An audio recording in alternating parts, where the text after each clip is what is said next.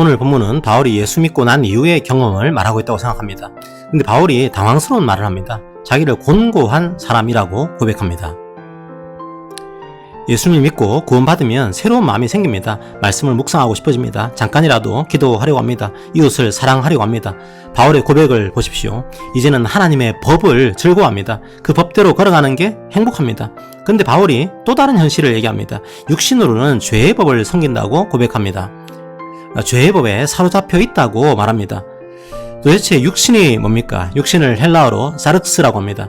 하나님의 주권을 부정하는 인간성을 말합니다. 죄가 활동하는 영역을 말합니다. 여전히 하나님을 부정하고 자기 이익만을 추구하는 죄악된 권세를 말합니다.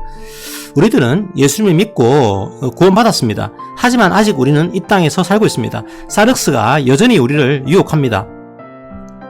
선을 행하려고 하는 바로 그때 악이 움직입니다.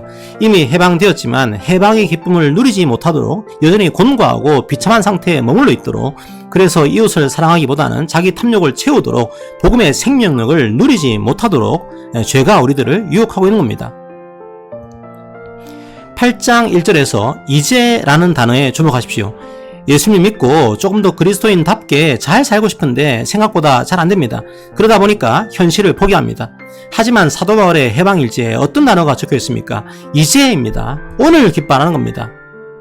그런데 이런 생각이 들 겁니다. 그래도 잘 안돼요. 현실이 너무 버거워요.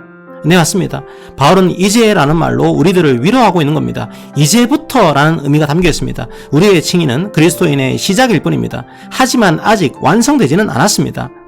예수 그리스도를 구주로 믿는 성도 여러분, 그 해방의 기쁨을 이제부터 누리게 될 겁니다. 왜 바울은 그 사실을 확신하고 있는 겁니까? 예수 그리스도께서 십자가와 부활로 확증하셨기 때문입니다. 그리고 성령 하나님께서 그걸 지금도 우리의 마음에 증거하시기 때문입니다. 우리에게 죄는 있지만 결코 정죄는 없습니다.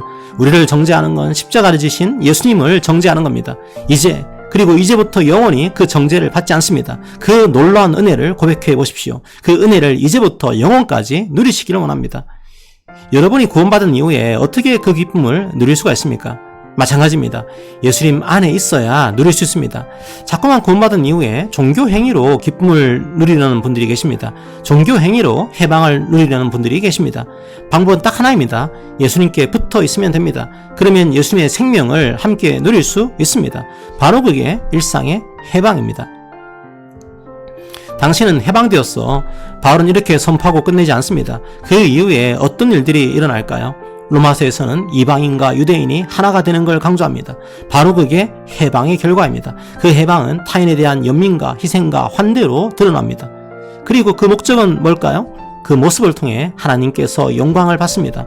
성도 여러분, 이제 시작되었습니다. 시작된 이 기쁨을 누리시기를 기도합니다.